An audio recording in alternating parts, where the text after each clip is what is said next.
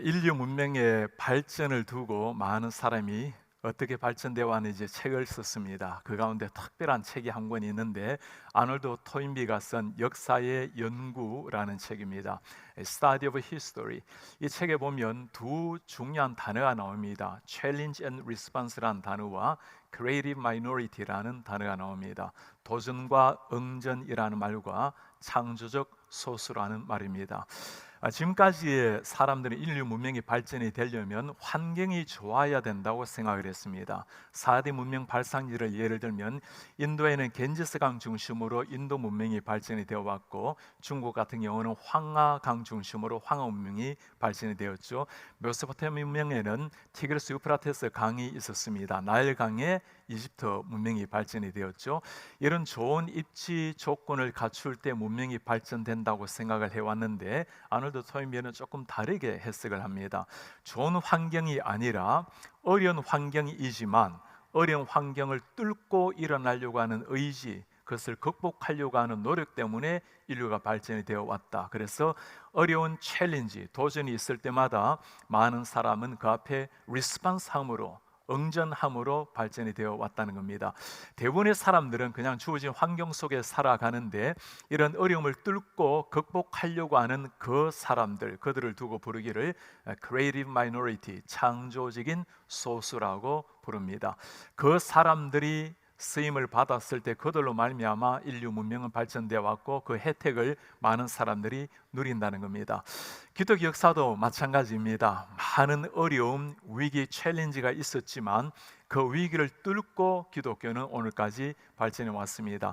초대교회를 여러분들이 잘 기억하시죠? 예수 믿는 것 때문에 사람들이 십자가에 못 박혀 죽기도 하고 감옥에 잡혀 고난을 당했던 시절이었습니다. 그러나 위기 때문에 기독교가 무너진 예는 없죠. 그 초대교회 위기를 뚫고 일어난 것이 사도행전의 역사였습니다.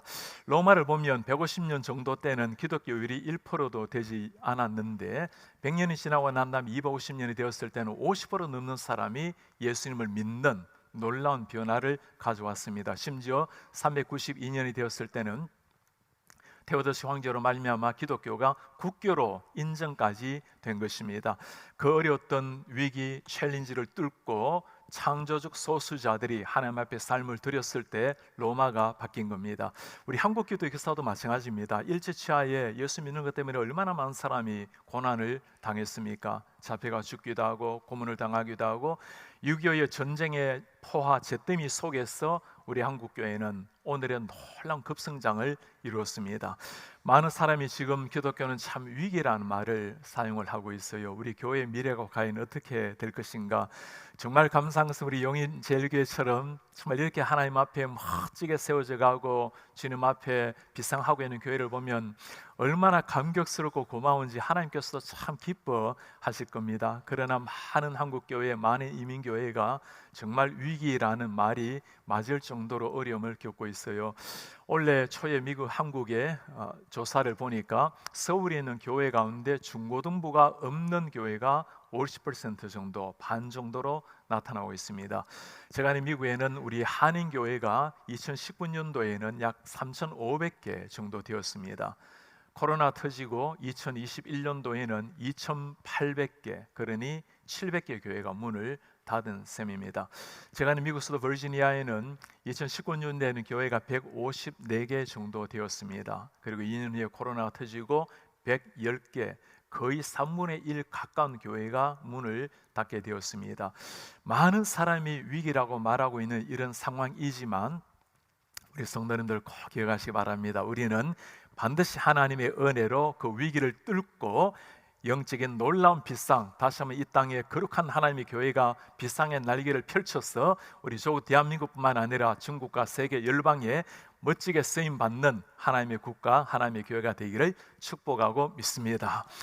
오늘 말씀에는 가장 이스라엘 백성들이 위기에 빠졌을 때 그 위기 상황 속에서 하나님께서 한 사람을 택하시고 그 사람을 통해서 놀라운 역사를 이루는 본문을 우리가 읽었습니다. 그 위기 역사에 하나님의 부름을 받아서 쓰임 받았던 한 사람, 우리가 읽었던 삼갈이라는 사람입니다. 삼갈이라는 말을 들어보면 아마 어떤 성도님들은 성경에 삼갈이라는 이름이 나오는가 아마 처음 듣는 분들도 계실 텐데, 사실 신약 구약을 통틀어서 삼갈이라는 이름이 나오는 것은 우리가 오늘 읽었던 본문이 전부입니다. 그의 삶은 한 줄 인생으로 끝이 난 사람이었습니다. 그러나 한 줄밖에 되지 않았던 삶이지만 그가 한 일을 보면 정말 놀랍습니다. 우리가 오늘 읽은 본문을 다시 한번 보도록 할까요? 에훗 후에는 아낫의 아들 삼갈이 있어. 아낫이라는 사람은 본래 가나안의 전쟁 신화에 나오는 여신의 이름입니다. 그러니 삼갈이죠. 여신을 섬긴, 이방 신을 섬긴 가정이라는 거죠. 소모는 막대기로 변면치 않은 사람이었습니다. 블레셋 사람 600명을 쳐 죽였고, 블레셋 정예 군대를 쳐 죽이고, 그도 이스라엘을 구원하였더라. 블레셋을 죽이고 이스라엘을, 민족의 풍전통화 같았던 민족을 구원했던 삼갈, 그의 한 일은 정말 놀라웠습니다. 그러나 그 삼갈의 배경을 보면 정말 믿기가 어렵습니다. 아낫의 아들, 가나안의 신화에 나오는 그 우상을 섬겼던 사람, 우상을 섬겼던 가정의 아들, 아무런 배경이 없는 사람입니다.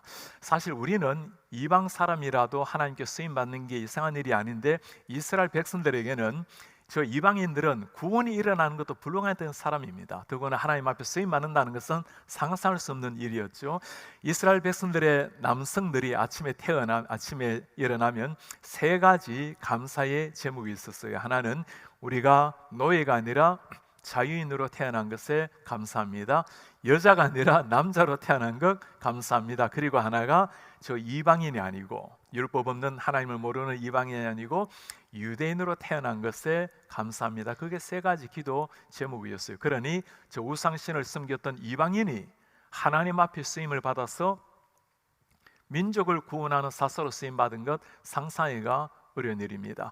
사실 하나님께서 일하시는 방법이 바로 이런 것이죠. 그의 배경, 그의 능력, 그의 출생을 보는 것이 아니라 하나님께서 부르시면 하나님이 빚어가시고 훈련시키셔서 반드시 하나님의 위대한 사역에 쓰임받을 줄 믿습니다. 여러분, 구약에 보면 라합이라는 여인을 기억합니까? 가나안 땅의 창녀 같은 여인이었습니다. 그가 그 비참한 인생을 살았지만 한 가지, 하나님을 경외하는 믿음이 있었어요. 상처는 하지 하나님, 가나안 정탐꾼을 숨겨주고 그가 예수 그리스도의 조상의 여인이 되었습니다. 모압 여인 룻을 기억합니까? 모든 이스라엘 백성들이 다 범죄하고 하나님을 버릴 때 그 이방 여인이었지만 그가 하나님 앞에 견고하게 섰을 때 다윗의 할머니가 되고 예수님이 오신 조상이 되었습니다. 무엇을 말씀하고 있을까요? 우리의 배경, 우리의 출신, 그것이 중요한 것이 아니라는 겁니다. 누구든지 하나님이 한번 부르시면, 하나님께서 빚어가시면 누구라도 하나님 앞에 위대한 인생을 살 수가 있다는 겁니다.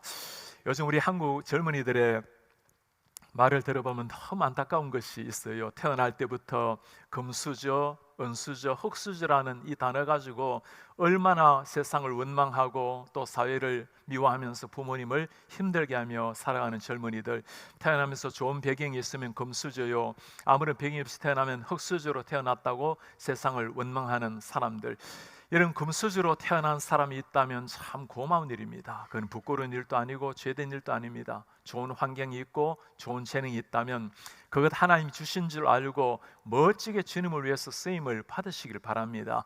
때로는 흙수저처럼 태어났다 할지라도 아무런 문제가 될 것이 없어요. 중요한 것은 내 인생의 주인이 누구인가?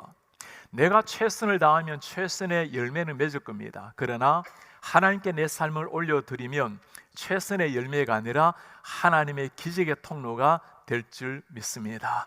여러분들도 그렇게 살아내시기를 바라고 여러분들의 자녀들도 그렇게 살아내게 하시는 우리 하나님의 사람들 되시기를 바랍니다. 저희 교회에서 몇 년 전에 세계적인 소프라노 조 스미 씨를 초청을 해서 연주를 하게 되었습니다. 조 스미 씨와 함께 줄리아 대学최고의 음대 교수들이 많이 오케스트라로 왔습니다. 지휘 박사인 한 분이 오셔서 그분들과 함께 공연을 하는데 몇 시간을 계속 하루 종일 연습을 하고 이제 저녁에 공연할 때가 되었어요. 수천 명의 우리 한인들 그리고 우리 성도님들이 앉아 있는데 갑자기 지휘하시는 분이 뛰어왔어요. 목사님, 지휘봉이 갑자기 보이지 않는다고 옆에 있던 지휘봉이 지휘봉 하나 구할 수 있습니까?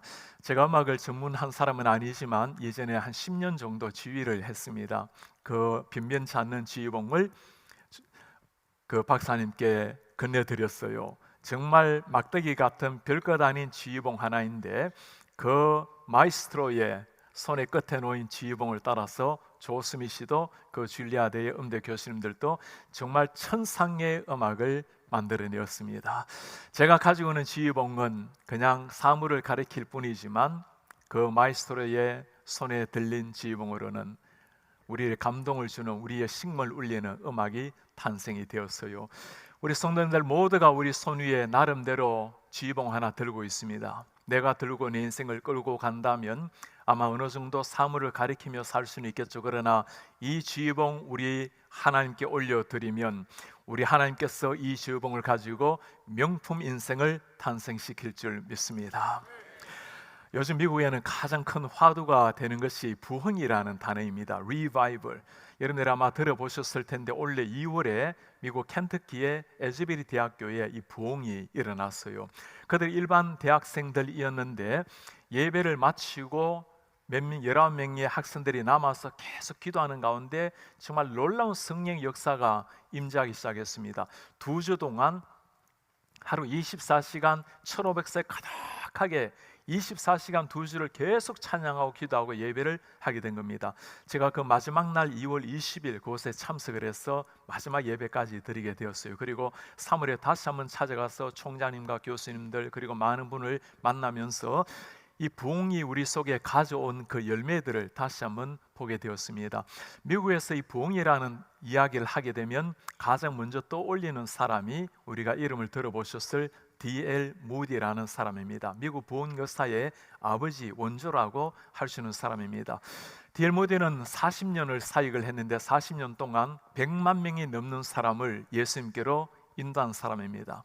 100만 명을 주님을 믿고 결신하게 했던 정말 위대한 사람. 우리 성도님들 100만 명을 전도했는데 우리가 다음 주에 한 명은 모셔와야 되겠죠. 사람들은 이 무디가 어떤 사람이길래 저 엄청난 사람을 세계적으로 이렇게 영향을 미쳤는가.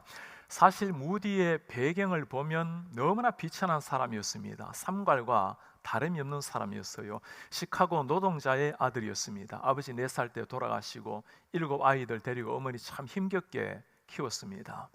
무디가 배운 학교는 초등학교 졸업이 전부였습니다.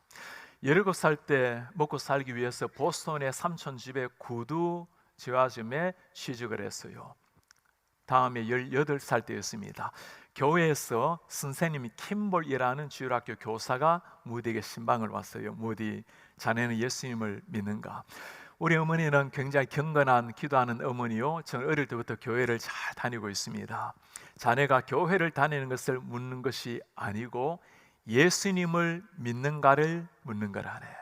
그날 하나님께서 임재하셔서 그가 마음을 열고 예수님을 만나게 되었어요. 너무나 감격스럽게 어머니에게 편지를 썼습니다. 어머니, 내가 세상에 태어날 때 어머니 너무나 기뻐하셨죠. 오늘 정말 어머니가 기뻐하셔야 될 날입니다. 당신의 아들 무디가 성령의 놀라운 은혜로 예수님을 만나게 되었습니다. 그 감격스러운 날 1855년 4월 21일이었습니다. 예수님을 만나고 나니 세상이 달라졌어요. 무디 그 끓어오르는 복음의 열정, 예수님을 향한 그 사랑 가지고 한 사람 한 사람을 전도하기 시작했습니다. 일반 사람에게 다가서기에는 배움도 없고 자신도 없고 아이들에게 가기 시작했어요. 시카고에서 복음을 전했더니 10명이 변화되고 100명이 변화되고 수백 명이 변화되고 1000명이 넘게 주일학교가 왕성하게 되었습니다. 이제는 어른들에게도 복음을 전하기 시작했고 영국에 가서 복음을 전했을 때입니다. 한 번에 캠브리지 대학교 그 뛰어난 최고 학생들에게 복음을 전했을 때 그 예배당에서 학생들이 설교를 들으면서 야유하고 조롱하고 난리가 난 거예요. 이 미국에서는 무디가 발음도 미국식 발음이죠. 또 문법도 맞지가 않죠. 문장은 틀리죠. 그러니 학생들이 얼마나 조롱했겠습니까? 설교가 끝나고 난 다음에 학생 중 한 사람이 무디에게 찾아왔습니다. 선생님, 설교 중에 잘못된 발음, 잘못된 문법, 잘못된 문장입니다. 하나하나 다 고쳐왔어요. 그 학생에게 무디가 했던 말입니다. 나는 배움이 적고 아는 것이 없어서 잘못된 영어 문법, 잘못된 영어를 가지고 매일 하나님의 말씀을 증거하는데, 학생은 그 뛰어난 학식을 가지고 하나님을 위해서 무엇을 하십니까? 이 한마디가 캠브리지의 영적 도화선에 불을 지피게 된 것입니다. 많은 젊은이들이 변화를 받고 회개하고 당신들의 삶을 주님을 향해서 헌신하기로 결단을 했어요. 그 가운데 7명이 특별히 변화를 받고 자신들의 삶을 중국 선교사로 보내기로 결단을 합니다. 우리가 그들을 두고 캠브리지 7, 우리 캠브리지 7인이라고 부릅니다. 그 중에 한 사람이 우리에게 굉장히 잘 알려진 사람입니다. 여러분들이 선교 단체 중에 WEC 웩이라는 단체가 있는데, 이 웩이라는 선교 단체를 세운 사람이 C.T. 스터드라는 사람입니다.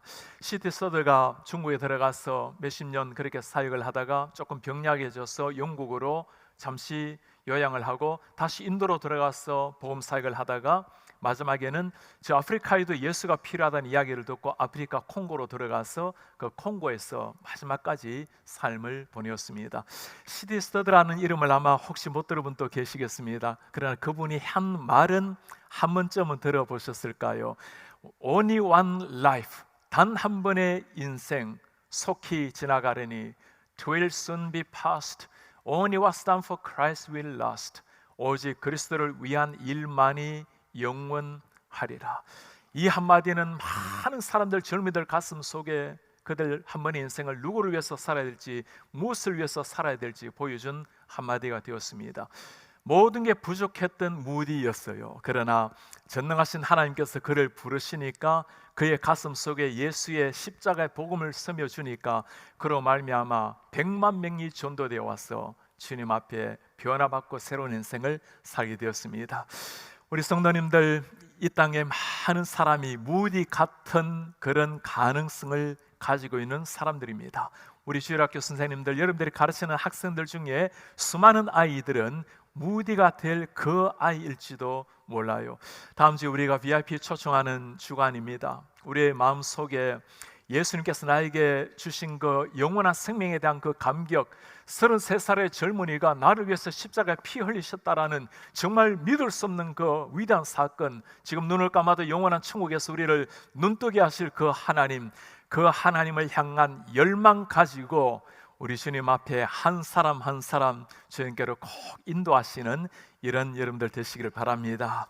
우리 목사님 광고하신 것처럼 다음 주에 예배당에 가득히 차고 넘쳐서, 그리고 수많은 사람의 영적 새로운 탄생, 주님 앞에서 영원한 생명을 얻고 새로운 인생을 살아내게 만드는, 여러분들 교회에는 감격과 기쁨이 넘치고 하나님께는 최고의 영적 선물을 올려드리는 이런 하나님의 사람들 되시기를 바랍니다.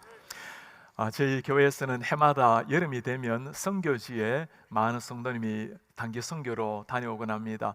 팬데믹 때 잘 다니지 못하다가 올해는 예전처럼은 아니지만 225명이 여러 나라에 단기 선교 2주씩 다녀오게 되었습니다.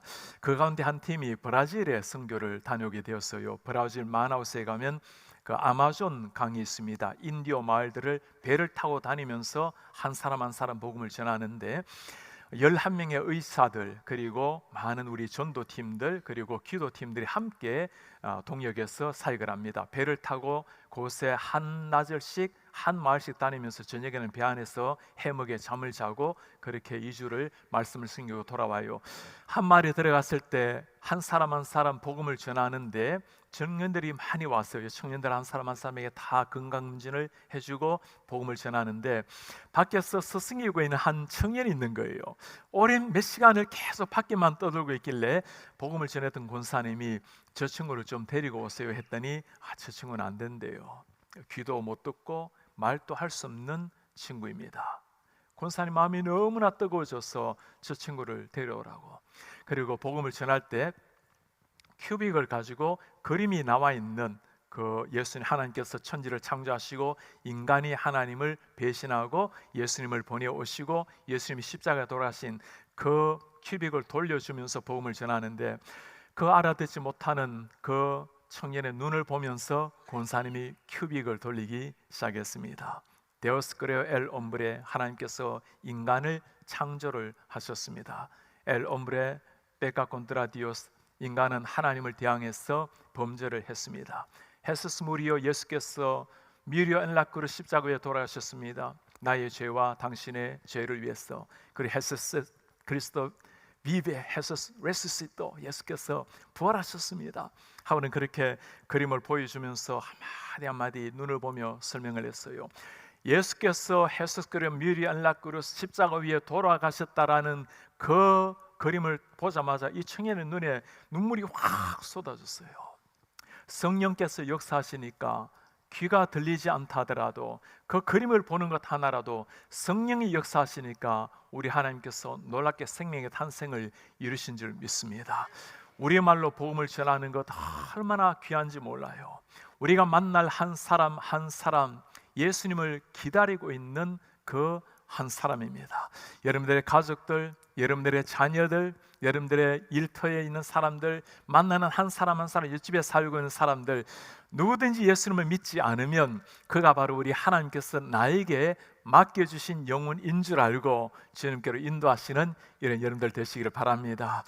우리 가운데 이런 분들 계시지 않습니까? 목사님, 저는 제 친구들은 다 예수님을 다 믿어요.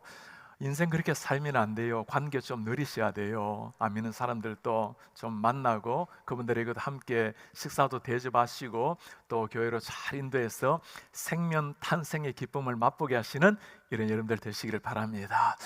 오늘 우리가 삼갈의 그 배경을 보았어요. 아나스의 아들, 가나안 신화를 섬겼던, 우상신을 섬겼던 그 가정의 아들, 그가 한 일을 보면 정말 놀랍습니다. 삼갈이 소모는 막대기로 블레셋 사람 600명을 죽이고 거도 이스라엘을 구원하였더라.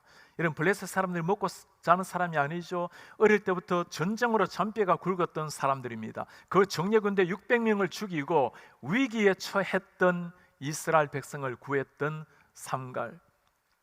우리는 삼갈이 막대기 들고 있다는 것을 보았습니다. 막대기 들고 있는 걸 보면 아마 그가 목동이었든지 아마 농사짓는 사람이었겠죠. 아무런 배경이 없는 사람이었습니다. 그러나 하나님께서 역사하시니까 정말 기적 같은 역사가 일어난 거예요. 우리가 뭘 봐야 될까요? 우리가 봐야 될 것은 그 삼갈의 손에 들려있는 막대기가 아닙니다.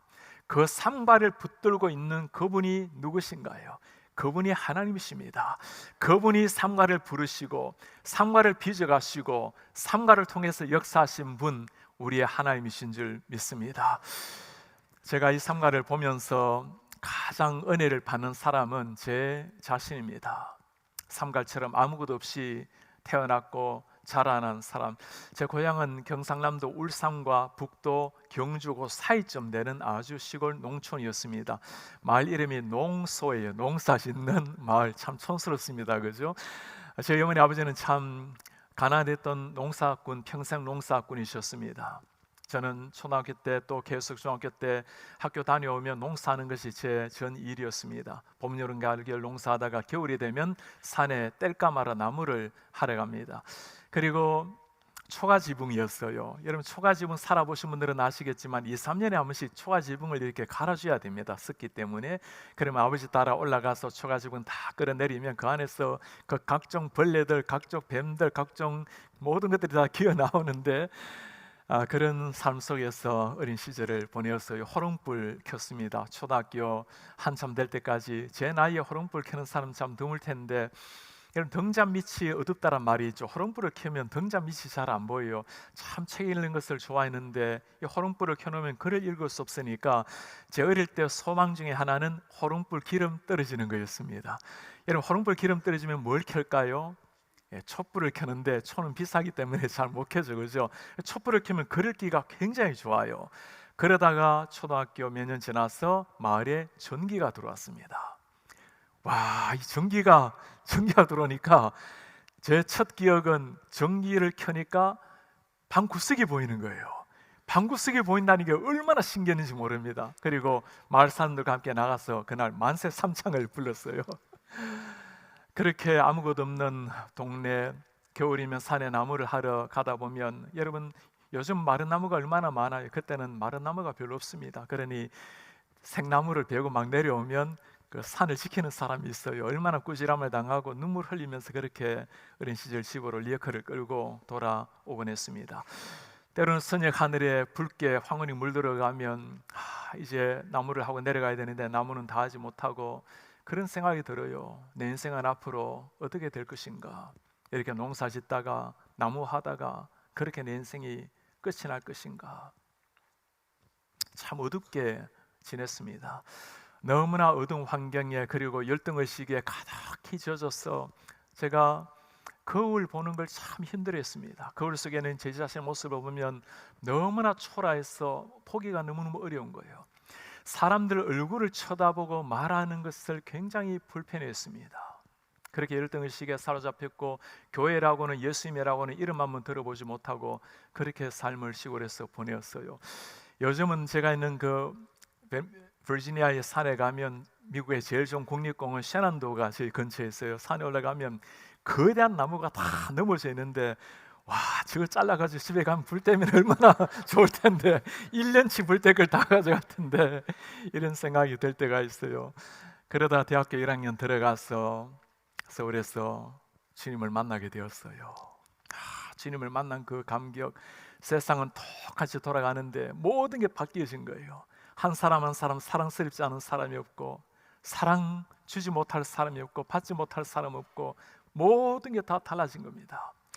그거를 보기가 그렇게 어려운데, 거울 속에 있는 제 자신의 모습을 보면 새로운 모습이 보이기 시작하는 거예요. 하나님께서 내 자신을 바라보고 너는 너무나 소중하다, You are so special, 너무나 소중하다고 말씀하시는 주님.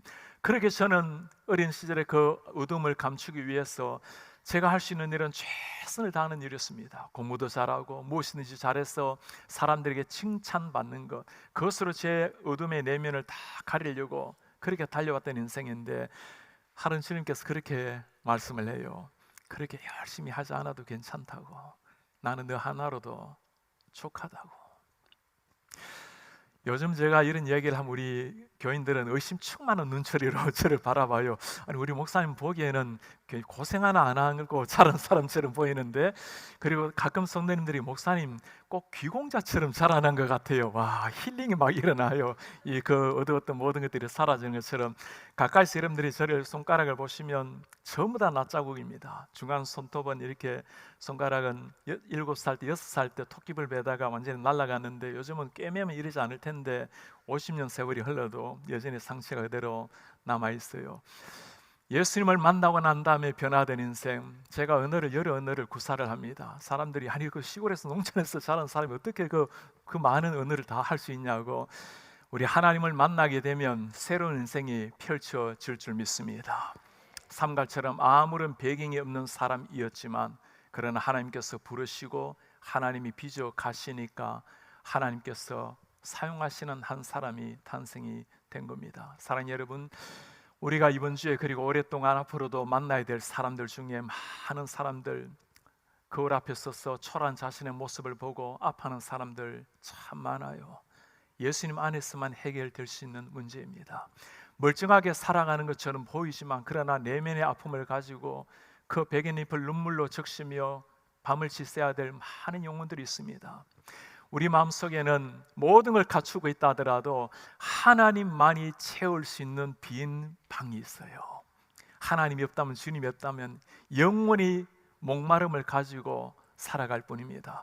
우리 성도님들, 이번 주간 한 사람 한 사람에게 찾아가셔서 한 번은 만나야 될 예수님 꼭 만나게 하시는 여러분 되시기를 바랍니다. 땅 위에서 예수님을 만나면 영원한 생명 축복의 예수님입니다. 땅 위에서 지나서 이 땅을 떠나서 만나는 예수님은 무서운 심판의 예수님이에요. 아직은 기회가 있어요. 사랑하는 자녀들, 아직까지 예수님을 모르고 있다면, 교회를 다니지만 아직까지 주님을 만나지 못했다면, 이번 기회에 꼭 주님을 만나게 해서 영원한 생명에 하나님의 자녀로 올려드리는 이런 여러분들 되시기를 바랍니다. 오늘 삼갈의 삶을 가만히 묵상을 하다 보면, 여러분 보이는 한 분이 계십니까? 예수님이 보이세요? 아무런 배경 없이 태어나서 하나님 앞에 쓰임 받았던 한 사람, 사람들은 메시아를 위대한 장군으로, 위대한 왕의 이름으로 오시리라고 생각을 했어요. 세상을 구원할 메시아 아닙니까? 그러나 그 메시아는 마른 막대기 같은 모습으로 목수의 아들로 태어났습니다. 오른밤을 때리라고 말하며 왼밤까지 떼어주라고. 네가 정말 하나님의 아들이거든 뛰어내려서 네 자신을 증명해 보라고 능력을 보이라고 조롱하고 멸시하는 사람들을 향해서 그 예수님이 하신 기도가 무엇이죠? 아버지, 저들의 죄를 용서해 주십시오. 무엇을 하고 있는지도 알지 못하나이다. 너무나 무기력하게 아무런 힘없이 비참하게 돌아가신 예수님, 마른 막대기처럼 비참한 모습으로 돌아가신 예수님, 그러나 우리 하나님께서 그 예수님을 통해서 이루신 일이 나를 구원하셨고 인류의 구원의 역사인 줄 믿습니다. 우리 가운데 이런 분이 계십니까? 주님, 저는 왜 이렇게 초라합니까? 거울 앞에 내 자신의 모습을 보면서 너무나 아파하는 분이 계십니까? 삼갈이 그렇게 말할 거예요. 바로 내가 그 사람입니다. 아무것도 없었던, 아무 배경이 없었던 이방인 출신 나예요. 그러나 이런 나를 하나님이 부르시더니, 하나님이 빚어가시더니 하나님께서 이렇게 나를 만드셨습니다. 많은 사람은 삼갈의 인생을 연구하면서 그의 삶에 뭔가 쓰임을 받았을 비결이 있을 것이라고 그의 삶을 연구할 사람이 있어요. 여러분, 삼갈이란 이름 아무리 읽어보아도 삼갈의 삶을 소개하는 것은 오늘 한 줄이 전부입니다. 한 줄 인생이었어요. 그러나 하나님이 역사하시니까 놀라운 하나님의 사람이 탄생이 된 겁니다. 삼갈의 인생에서 우리가 발견하는 것은 impossible이라는 단어밖에 없어요. 그러나 전능하신 하나님, impossible 단어 곁에 계시면 위대한 하나님의 제자로 탄생될 줄 믿습니다.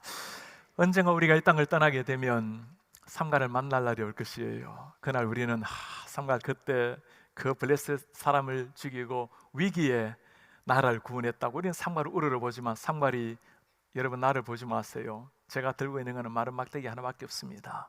나를 이렇게 사용하신 이분이십니다. 예수님을 가리킬 겁니다. 베드로를 만날 날도 오겠죠. 우리는 베드로라는 이름에 벌써 심장이 뛰고 베드로하고 그 앞에서 영웅처럼 베드로를 만나지만 베드로는 손사래를 칠 겁니다. 여러분, 제가 아니에요.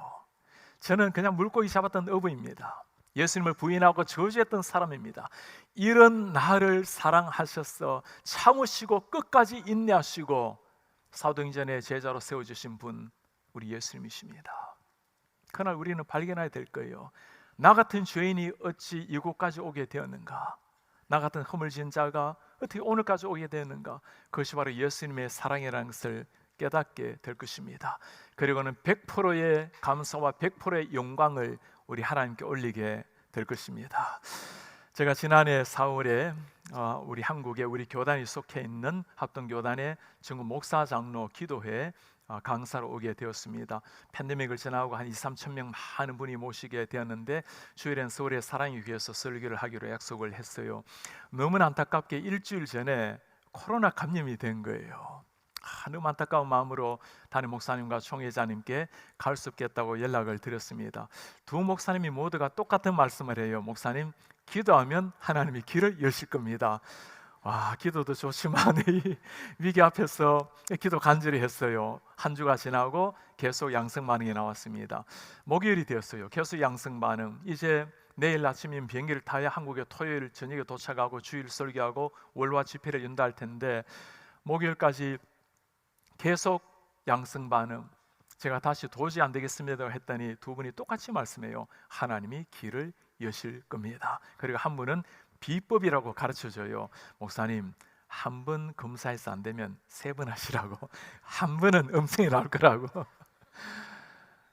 밤 12시가 되었습니다. 무릎을 꿇고 간절히 기도하는데 이렇게 기도해서 안 될 것 같아요. 정말 하나님, 제가 주님 앞에 완전히 제 자신을 드립니다 하고는 땅바닥에 자연스럽게 완전히 납작 엎드렸습니다. 두 팔을 뻗고 두 다리를 뻗고 그리고 간절히 기도하는데 정말 신비한 일이 일어났어요. 기도가 안 나오는 거예요. 말이 안 나오는 거예요. 그 자체가 기도였습니다. 하나님, 제 자신을 당신께 100% 의지합니다. 주님이 아니면 안 됩니다. 다음날 공항으로 차를 몰았습니다. 집에서는 안티젠 약식 테스트를 하는데 공항에서는 정밀 테스트, PCR 테스트를 하잖아요. 테스트 위에 음성이 나와서 비행기에 올랐어요. 할렐루야, 할렐루야.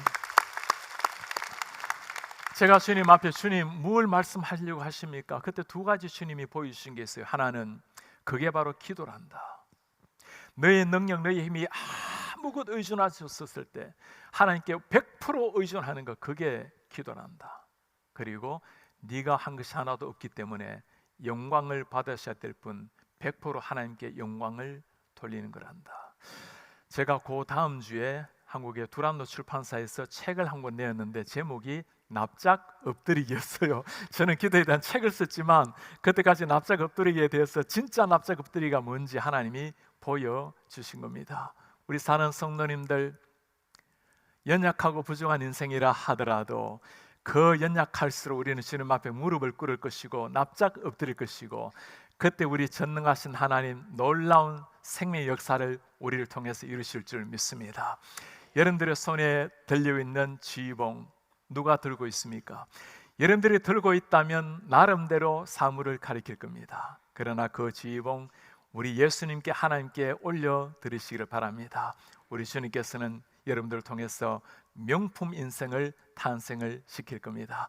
모두가 위기라고 말하고 있는 이런 시기에 가장 연약한 삼가를 통해서 그도 민족을 이스라엘을 구원하였더라.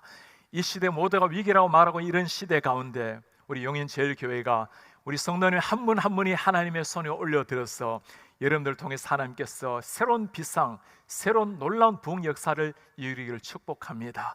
창조적 소수 하나님 앞에 부름받아서 여러분들이 주님 앞에 섬으로 말미암아 우리 하나님의 마음을 시원하게 드리고 하나님 나라를 힘있게 확장해 나아가는 이런 성도님들, 이런 하나님의 교회 되시기를 주의 이름으로 축복합니다.